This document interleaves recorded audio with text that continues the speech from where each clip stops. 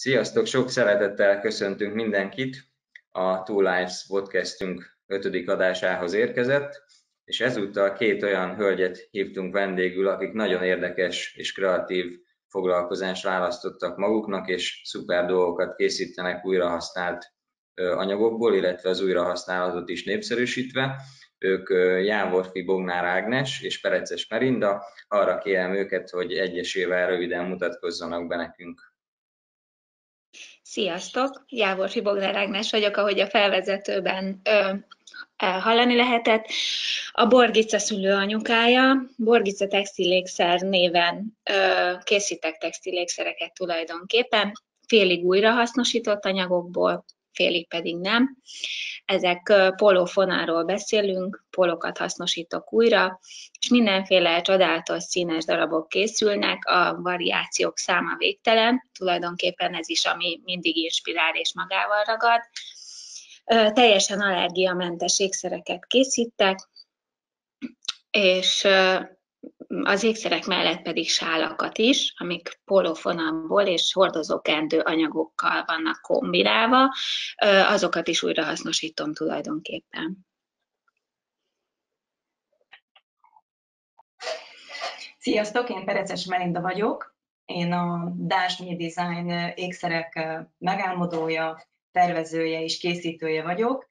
Én drágakövekből készítek ékszereket, karkötőt, nyakláncot, fülbevalót, és igazából ami az én tevékenységem tulajdonképpen hozzátok csatlakozik, az az, hogy nagyon-nagyon sok olyan ékszert is készítek, amik például nagyszülőkről, hagyatékról, nagymamáról maradt rá unokákra, lányra, és ők ezt szeretnék mondjuk egy picit átalakítani olyan formában, hogy a mai kornak megfelelő, divatnak megfelelő legyen. Úgyhogy én ezeket nagyon-nagyon szívesen átalakítom. A másik pedig én az ékszereimhez különböző anyagokat használok még, így például a különleges madarak tollait is. És így készül nagyon sok egyedi tollékszer, amit nagyon-nagyon szeretnek a hölgyek. Elég hangsúlyos darab mindegyik, nagyon-nagyon jó, például akár hosszú hajhoz, rövid hajhoz szeretik viselni.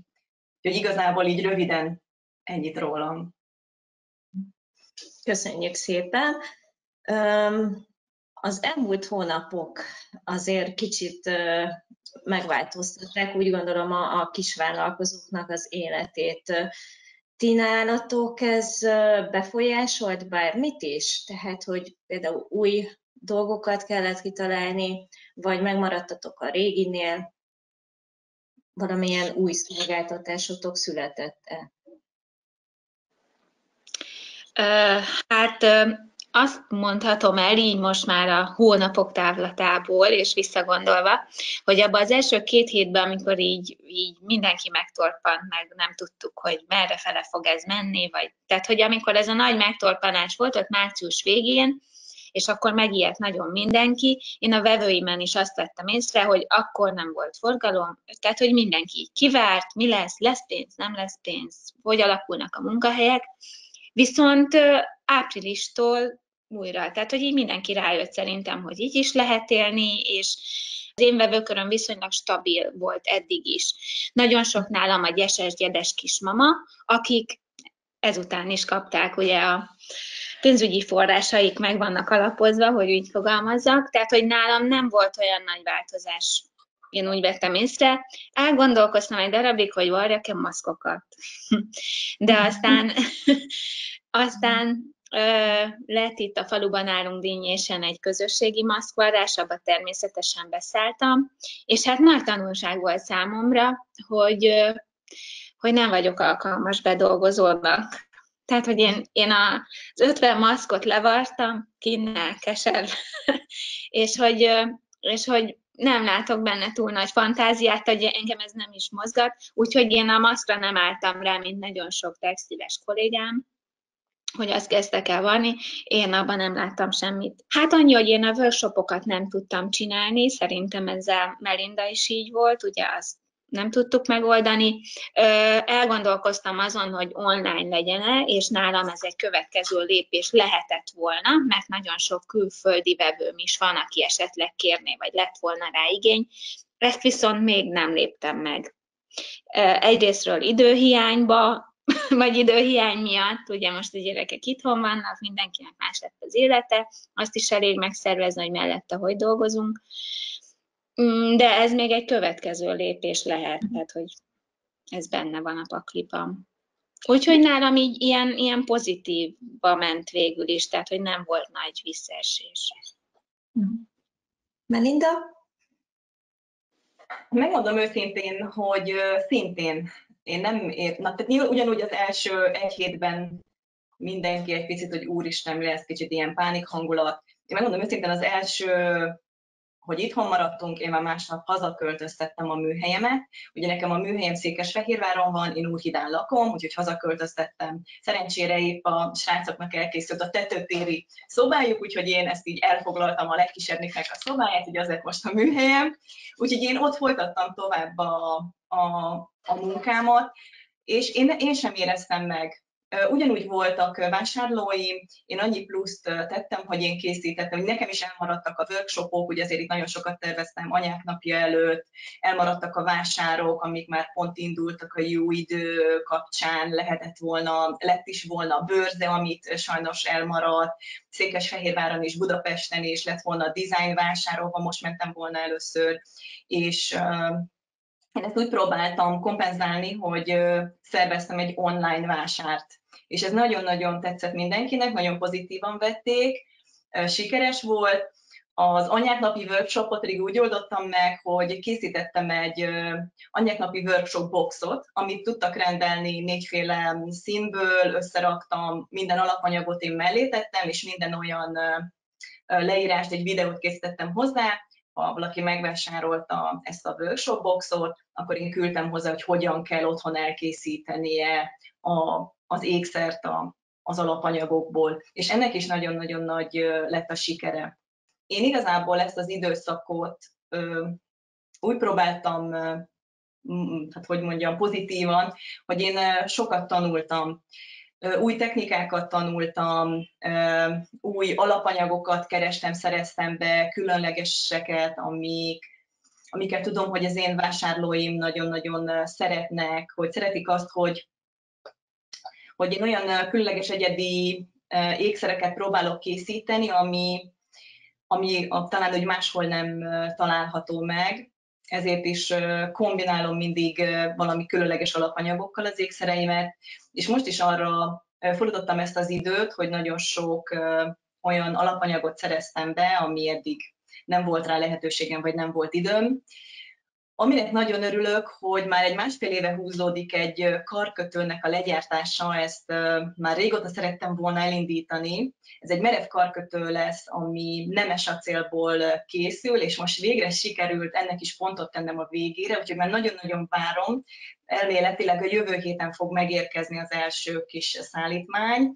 Ez is egy nagyon új dolog, amit tudok mondani, plusz megkeresett egy külföldi cég, hogy mit szólnék hozzá, hogyha forgalmaznám az ő terméküket. Ez is kicsit így az ásványokkal, drágakövekkel kapcsolatos, de erről majd egy picit később, ez még alakulóban van, hogy egyáltalán lesz-e belőle valami vagy sem. Majd ezt még megvitatom a kis Facebook csoportommal, hogy mit szólnak hozzá.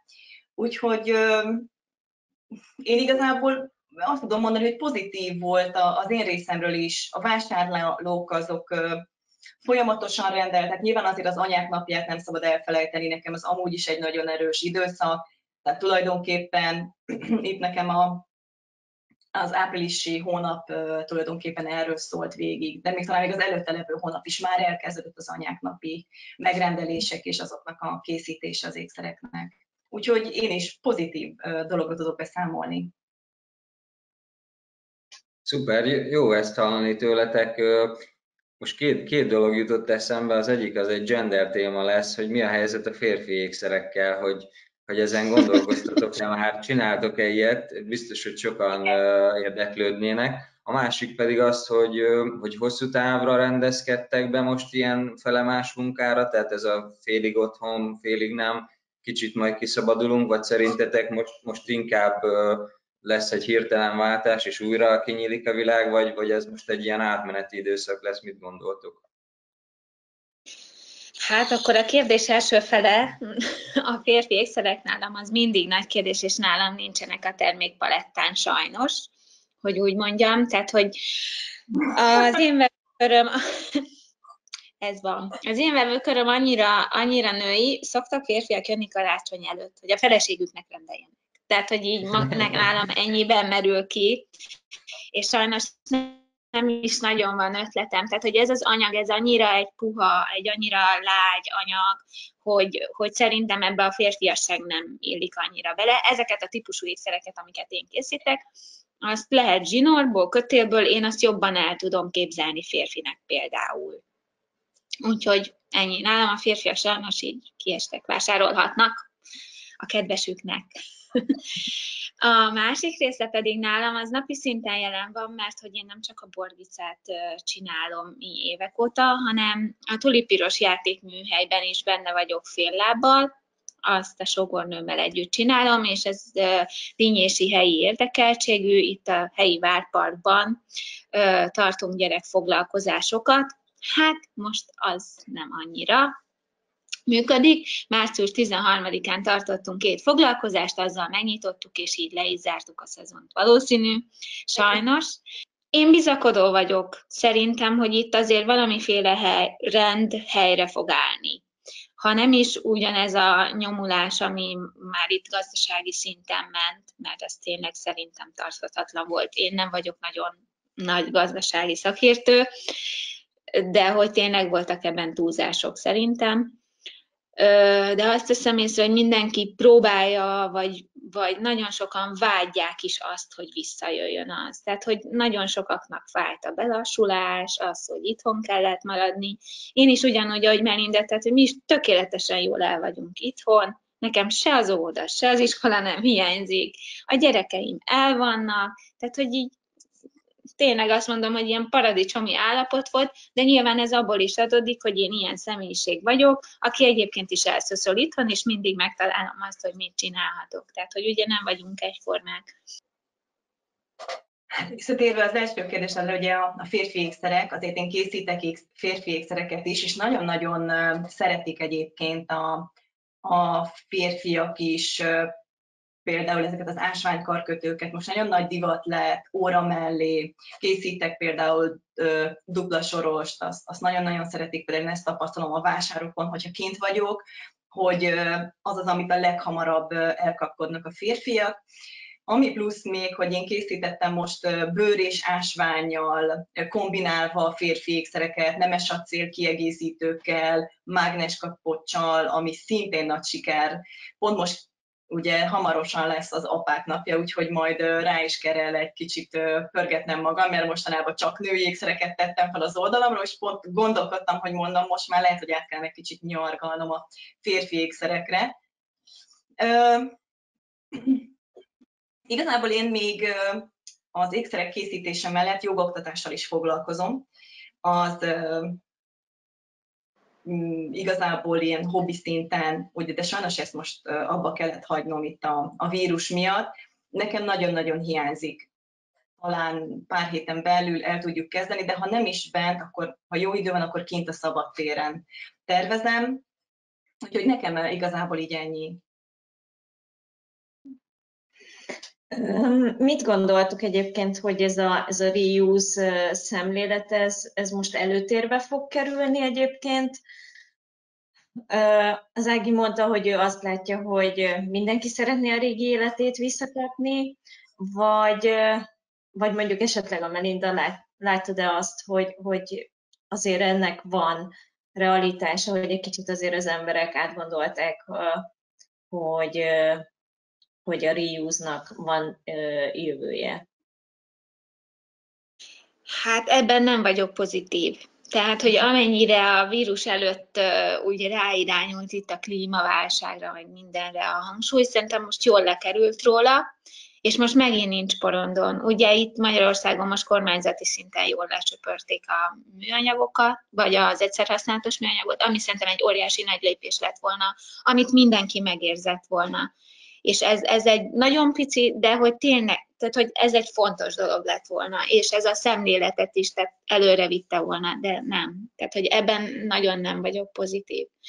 Úgyhogy ami akkor elkezdődött, és akkor nagyon sokan vágytak szerintem arra, hogy tényleg legyen valami, erre berobbant a vírus. Tehát, hogy én ezt veszem észre, és így a szűkebb körömön is ezt látom. Ugye én inkább kisgyerekes anyukákkal vagyok kapcsolatban, ahol fiatalok vagyunk, és tényleg azért gondolunk erre, hogy mi lesz, meg hát nyilván át is kell adni ezt, meg a példamutatás, de hogy így most lehet, hogy megmaradt kisközösségi szinten, de nagyon nem látom ennek most a támogatottságát valahogy. Melinda? Én a magam részéről nem tudom ezt a globális helyzetet, ezt én így ennyire nem látom át.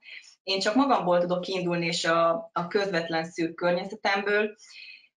Például én jobban odafigyelek, és így a baráti társaságban is szoktuk beszélni, akár az, hogy jobban odafigyelek, hogy mit vásárolok, csomagolásmentesen próbálok vásárolni. Itthon is most végre van időm a gyerekeket is rászoktatni arra, hogy igenis a szelektív hulladékgyűjtésre. Nálunk azért ez nehezen ment a fiúknak, egyszerűbb volt beledobni mindent a kukát, de most már ők is tudják, hogy anya, akkor ezt így rögtön kérdezik, ez most műanyagos, ez most papíros, ez most hol, és valahogy erre most lett időnk, ezt most sikerült így kialakítani. Például én szintén magamból tudok kiindulni, és most ez idő alatt megtanultam kovászos kenyeret sütni, már pékárok például nem veszünk, szörpöt tettem el, gyerekekkel együtt gyűjtöttünk, ugye bodzát gyűjtöttünk, csalánt szedtünk, most például pont csalánt szárítottam, azt tettem el teának, igen, télire, és én azt tapasztalom, hogy a szűk környezetemben, hogy ez úgy megmaradt és inkább felerősödött.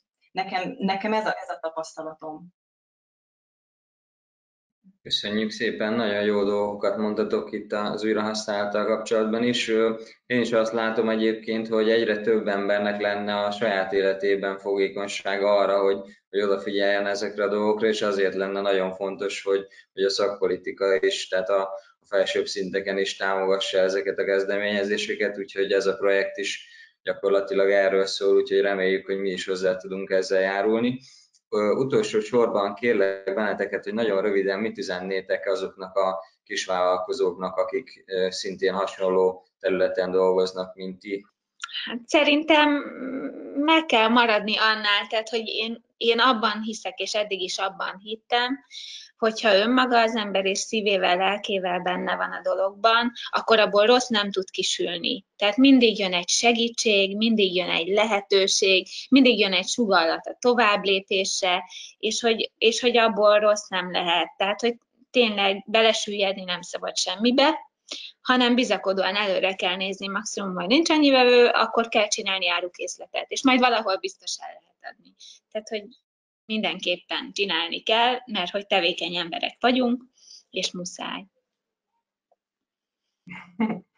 Maximálisan egyetértek. Én bízom abban, hogy a hozzánk hasonló kis vállalkozók nem hagyták igazából, ha van közösségi oldaluk magukra a kis csapatukat, és jelen voltak. És én szintén azt tudom mondani, hogy magamból indultam ki, hogy én már a legelső perctől kezdve arra készültem, és készítettem az új ékszereket, és egy raktárkészletet indítottam el, készítettem, hogy ha majd ennek az egésznek vége lesz, és tudunk ismét menni a vásárokra, hogy ne akkor kelljen kapkodnom, és ne akkor kelljen, hogy úristen, még nincs raktárkészletem, hanem most itt volt a lehetőség, itt volt az idő arra, hogy most erre fel tudjunk készülni, hogy mi lesz utána. Tehát én valahogy én bízom abban, hogy ezt tették eddig is, és ezután is ezt fogják csinálni a hozzánk hasonlók, és hogy tulajdonképpen nem erről, legalábbis nekem nem arról szólt ez az időszak, hogy most akkor itt pihenünk, feltesszük a lábunkat, és várjuk, hogy majd akkor mi lesz a vége, vagy valaki megoldja ezt helyettünk, hanem én inkább pont úgy gondoltam, hogy most van itt az idő arra, hogy akkor igenis tegyünk, és dolgozzunk azért, hogy majd utána sokkal jobb legyen, és hogy tudjunk már egy kész új termékekkel elindítani. Akár a vásárokon, akár az oldalunkon, a közösségünkön a termékeinket. Köszönjük szépen Ágnesnek és Melindának, ez volt a Two Lives Podcast 5. adása. Jövő héten remélhetőleg folytatni tudjuk, és most már hamarosan újra személyesen is remélhetőleg fogunk tudni találkozni a Two Lives közösségünkkel. Addig is otthon folytassátok tovább ti is a munkát, és köszönjük szépen, hogy velünk voltatok. Sziasztok! Sziasztok! Köszönjük! Köszönjük!